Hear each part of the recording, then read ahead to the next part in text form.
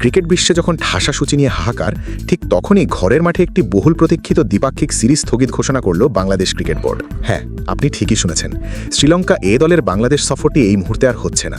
কিন্তু কেন? যখন ডিপিএলের মাঠে মোহামেডান কিংবা আবাহনীর মতো ক্লাবগুলো একক আধিপত্য বিস্তার করছে, তখন আন্তর্জাতিক মানের একটি সিরিজ পিছিয়ে দেওয়া কি বিসিবির কোনো কৌশলগত মাস্টার স্ট্রোক, নাকি নেপথ্যে কাজ করছে অন্য কোনো সমীকরণ? আজ আমরা উন্মোচন করব বাংলাদেশ ক্রিকেটের পরবর্তী 3 মাসের সেই রোডম্যাপ যা টাইগার ক্রিকেটের ভবিষ্যৎ বদলে দিতে পারে। সিরিজটি কেবল স্থগিতই হয়নি, বরং এর বদলে যোগ হয়েছে এক রোমাঞ্চকর দক্ষিণ আফ্রিকা সফর এবং জিম্বাবুয়ের বিপক্ষে এক কঠিন লড়াই। কিন্তু আসল রহস্য লুকিয়ে আছে ঢাকা প্রিমিয়ার লিগের পয়েন্ট টেবিলের শীর্ষে থাকা একটি ক্লাবের অবিশ্বাস্য পারফরমেন্সের পেছনে। কেন বিসিবি আন্তর্জাতিক সিরিজের চেয়ে ঘরোয়া লিগকে প্রাধান্য দিল? ভিডিওর শেষ অংশে আমরা সেই গাণিতিক বিশ্লেষণটি দেখাবো। ঘটনার সূত্রপাত চলতি মে মাসে। শ্রীলঙ্কা এ দলের বাংলাদেশে আসার কথা ছিল 2টি 4 দিনের ম্যাচ এবং 3টি 1 দিনের ম্যাচ খেলার জন্য।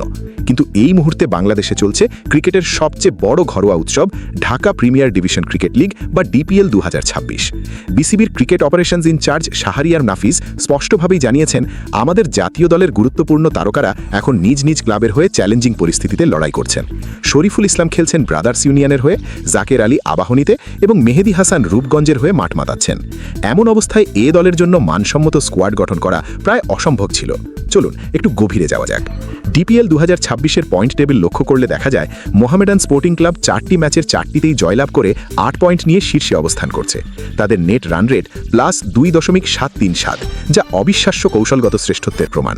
ঠিক পেছনেই আছে প্রাইম ব্যাংক ক্রিকেট ক্লাব, যারা 4টি ম্যাচে জয় পেলেও রান রেটে কিছুটা পিছিয়ে আছে।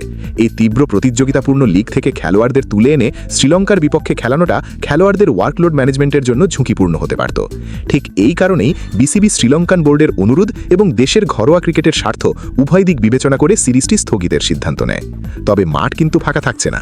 আগামী মাসেই জিম্বাবুয়ের হাই পারফরমেন্স দল আসছে বাংলাদেশে। তারা খেলবে 2টি 4 দিনের ম্যাচ এবং 3টি 1 দিনের ম্যাচ। এটি মূলত তরুণ ক্রিকেটারদের জন্য একটি অগ্নি পরীক্ষা হতে যাচ্ছে। তবে আসল উত্তেজনা অপেক্ষা করছে জুলাই এবং আগস্ট মাসে। বাংলাদেশ এ দল এবং এমার্জিং দল উড়াল দিচ্ছে দক্ষিণ আফ্রিকায়। চিন্তা করে দেখুন, প্রিটোরিয়ার পেস সহায়ক উইকেটে 23 থেকে 26 আগস্ট পর্যন্ত চলবে প্রথম 4 দিনের লড়াই। এরপর 30 আগস্ট থেকে 2রা সেপ্টেম্বর পর্যন্ত পচেপস্ট্রুমে হবে দ্বিতীয় ম্যাচ। স্নায়ুচাপের এই লড়াই এখানেই শেষ নয়। সেপ্টেম্বর মাসের 6, 9 এবং 12 তারিখে ব্লুমফন্টেন এবং কিম্বারলিতে অনুষ্ঠিত হবে 3টি হাই ভোল্টেজ একদিনের ম্যাচ। প্রতিটি বল, প্রতিটি রান নির্ধারণ করবে কার মাথায় উঠবে শ্রেষ্ঠত্বের মুকুট। কন্ডিশন যখন বিরূপ এবং প্রতিপক্ষ যখন প্রোটিয়াদের মতো শক্তিশালী, তখন আমাদের ব্যাটারদের ফুটওয়ার্ক এবং বোলারদের লাইন লেংথ হবে সাফল্যের একমাত্র চাবিকাঠি। বিসিবির এই সিদ্ধান্ত প্রমাণ করে যে তারা এখন ঘরোয়া ক্রিকেটের মান এবং খেলোয়াড়দের দীর্ঘমেয়াদী উন্নতির দিকে বেশি নজর দিচ্ছে। শ্রীলঙ্কা সিরিজ স্থগিত হওয়াটা সাময়িক বিরতি হতে পারে, কিন্তু দক্ষিণ আফ্রিকা সফর হবে আমাদের সক্ষমতার চূড়ান্ত পরীক্ষা। এখন প্রশ্ন হচ্ছে, ডিপিএলে দুর্দান্ত ফর্মে থাকা মোহামেডানের এই অজেয় যাত্রা কি শেষ পর্যন্ত অব্যাহত থাকবে, নাকি প্রাইম ব্যাংক বা আবাহনী ছিনিয়ে নেবে শীর্ষস্থান? আপনার কি মনে হয়, বিসিবি কি ঘরোয়া লিগকে প্রাধান্য দিয়ে সঠিক কাজ করেছে? কমেন্ট বক্সে আপনার মূল্যবান মতামত জানান। ক্রিকেট জগতের এমন গভীর বিশ্লেষণ পেতে সাবস্ক্রাইব করে আমাদের সাথেই থাকুন। দেখা হচ্ছে পরবর্তী ভিডিওতে। ধন্যবাদ।